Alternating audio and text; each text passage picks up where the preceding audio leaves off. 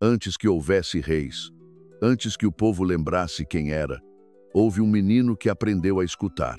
Samuel não empunhava a espada, mas cada palavra sua partia o silêncio como relâmpago. Ele não liderou pelo medo, mas pela presença de Deus que habitava sua voz. Esta é a história de um profeta que não apenas ouviu o céu, ele o fez descer sobre a terra. Prepare-se para conhecer Samuel como você nunca viu. Se essa história tocou o seu coração, deixe seu like e compartilhe com quem precisa ouvir palavras de fé. Inscreva-se no canal para mais histórias bíblicas contadas com alma, verdade e poder. E lembre-se, há vozes que vêm do céu, mas só os que ouvem com o coração conseguem escutá-las. O templo ainda respirava sombras. As chamas das lamparinas, enfraquecidas pela noite longa, lançavam luz vacilante sobre os utensílios sagrados.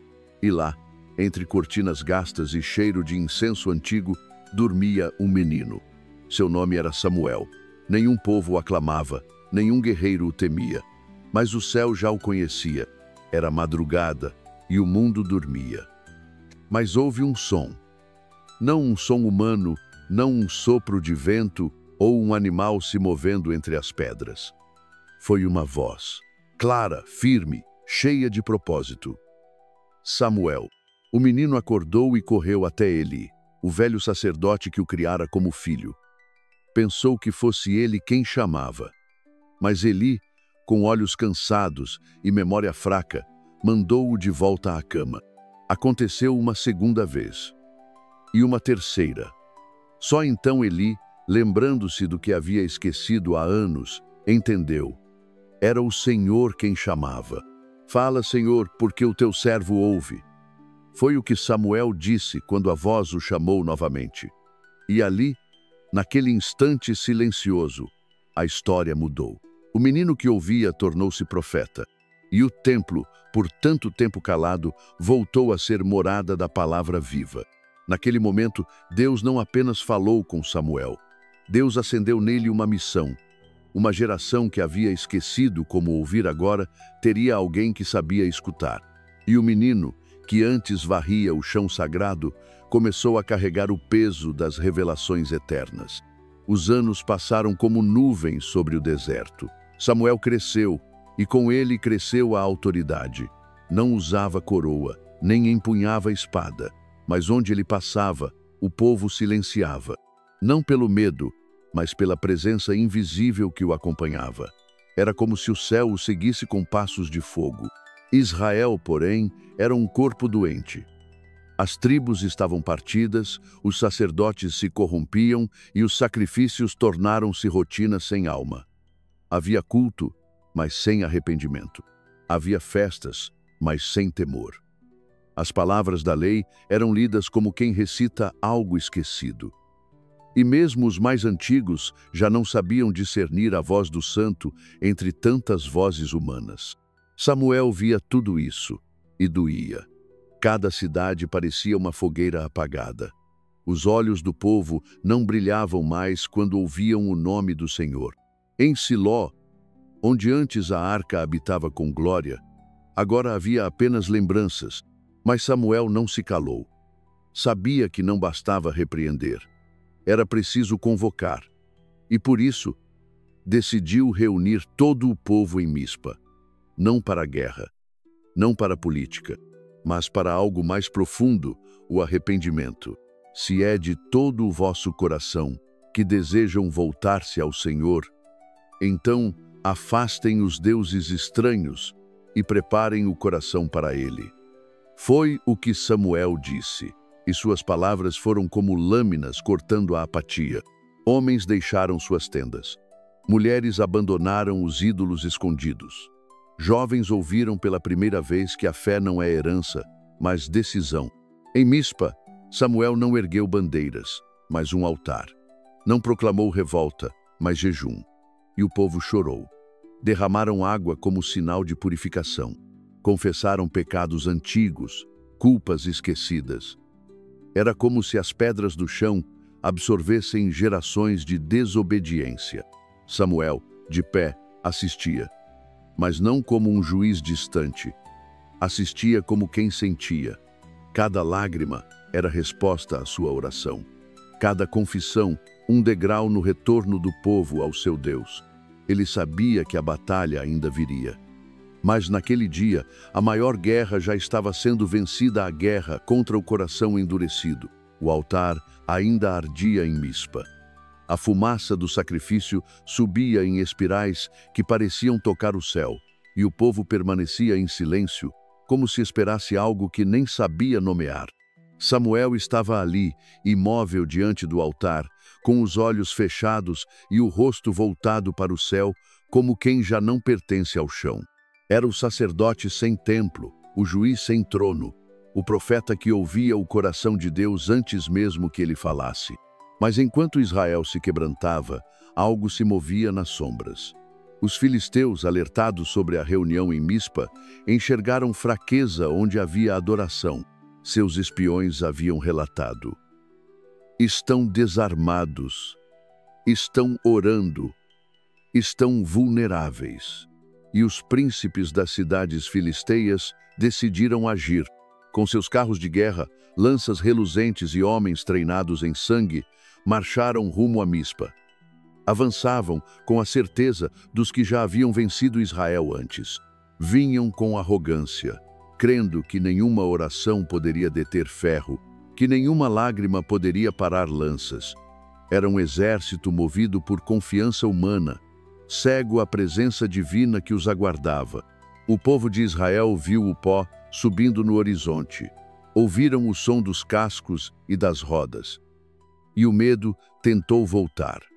Alguns estremeceram, outros gritaram, mas todos olharam para Samuel. Não cesses de clamar ao Senhor nosso Deus por nós, disseram, para que nos salve da mão dos filisteus. E Samuel, com a mesma calma com que ouvira a voz de Deus no templo quando era menino, tomou um cordeiro e o ofereceu em holocausto. Não houve pressa. Cada movimento era sagrado. Enquanto o povo olhava o inimigo, Samuel olhava o céu. Naquele instante, o tempo pareceu suspenso. Era como se o mundo prendesse a respiração. E então, sem aviso, o céu rugiu. Não foi um trovão comum. Foi um som que parecia vir do próprio trono divino. Um estrondo tão profundo que a terra tremeu. As nuvens se acumularam como muralhas escuras, e o relâmpago cortou os céus como espada flamejante. O som desceu como um grito santo, o grito do céu respondendo ao clamor de um povo quebrantado. Os filisteus, confiantes em sua força, foram tomados pelo pavor. Suas fileiras se romperam. Os cavalos empinaram. Os soldados caíram de joelhos, tapando os ouvidos, como se o próprio som os partisse por dentro. O que antes era ordem se tornou caos. Homens gritavam nomes de seus deuses, mas eles não respondiam. Enquanto isso, o povo de Israel, que até então se mantinha em jejum e oração, viu o impossível acontecer diante de seus olhos. Aqueles que vinham para destruir estavam agora fugindo, desorientados, não por espadas humanas, mas pelo som do céu. O terror não veio dos homens, veio de Deus. E ali, no calor do milagre, o povo reagiu.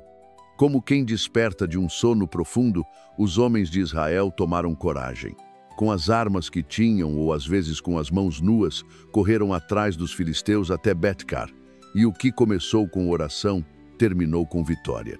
Uma vitória que não manchou Israel com orgulho, mas o selou com reverência. Samuel permaneceu perto do altar até o fim. Não liderou a corrida, não empunhou lanças. Sua arma havia sido outra. Ele havia sustentado os céus com fé. E quando tudo terminou, e os gritos se apagaram no horizonte, ele se voltou novamente para o povo. Com mãos calejadas e passos lentos, escolheu uma pedra grande e firme. Trouxe-a entre Mispa e Sem, e ali a fixou na terra. Não precisava de coroas, nem monumentos de mármore. Aquela pedra bastava. Chamou-a de Ebenezer. Até aqui nos ajudou o Senhor. E o povo, em silêncio, entendeu. Aquela pedra não marcava apenas uma vitória. Era um lembrete eterno de que Deus não precisa de exércitos para lutar. Precisa de corações que o ouçam. O campo ainda respirava silêncio. Entre as colinas de Mispa e Sem, a poeira da batalha já havia baixado, e os corpos haviam sido recolhidos ou enterrados. Não havia mais gritos de guerra, nem barulho de lanças. Só restava a pedra, enorme, pesada, colocada ali pelas mãos envelhecidas de Samuel. Uma pedra bruta, sem ornamentos, mas carregada de eternidade. Ebenezer. Era assim que a chamaram. Até aqui nos ajudou o Senhor. O povo se aproximava dela em silêncio, como quem pisa em terra sagrada. Alguns a tocavam, outros apenas se ajoelhavam. Não por idolatria, mas por memória. Aquela pedra era o símbolo de tudo que Deus havia feito. A marca visível de um milagre invisível. Samuel observava à distância. Não se misturava à reverência do povo. Seu lugar era entre o céu e a terra, onde habitam os que intercedem. Ele sabia que a pedra falaria mais do que 1000 palavras, e que enquanto estivesse ali, mesmo que os anos passassem, mesmo que os reis viessem e partissem, ela lembraria a todos. Houve um dia em que Deus falou com trovões. A paz reinou em Israel por muitos anos depois daquele evento. Os filisteus recuaram e não mais ousaram atacar. As cidades perdidas foram restauradas. O povo, antes disperso, agora caminhava com propósito. Mas Samuel sabia que a paz verdadeira não depende apenas da ausência de guerra, e sim da presença constante de Deus. Por isso, ele não se retirou. Não construiu palácios, nem ergueu sua própria casa. Viajou de cidade em cidade, de tribo em tribo, julgando causas, orientando os humildes, repreendendo os poderosos. Era o elo entre o povo e o Altíssimo. Seu cajado não era de ouro, mas sua palavra era espada. E toda vez que alguém começava a esquecer, ele apontava para a pedra. Lembrem-se, dizia, não fomos nós, foi ele. Ebenezer é o testemunho. O tempo passou.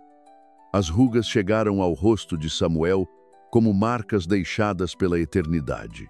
Seus cabelos ficaram brancos como a lã dos cordeiros, e seus passos tornaram-se mais lentos, mas sua voz continuava firme, sua mente afiada e seu espírito intocado.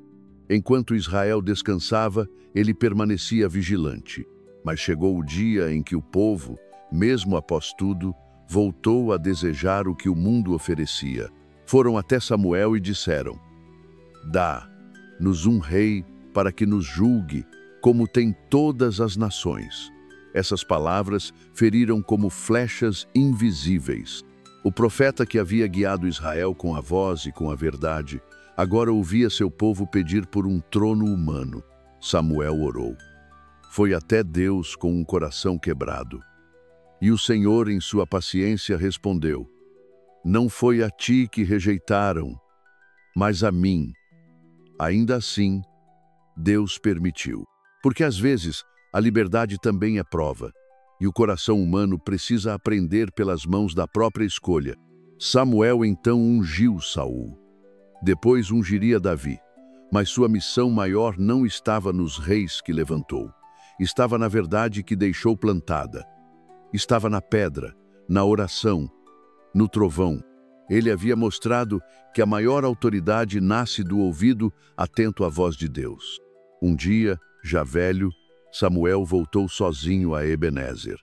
O sol se punha, tingindo o céu de sangue e ouro. O campo estava vazio.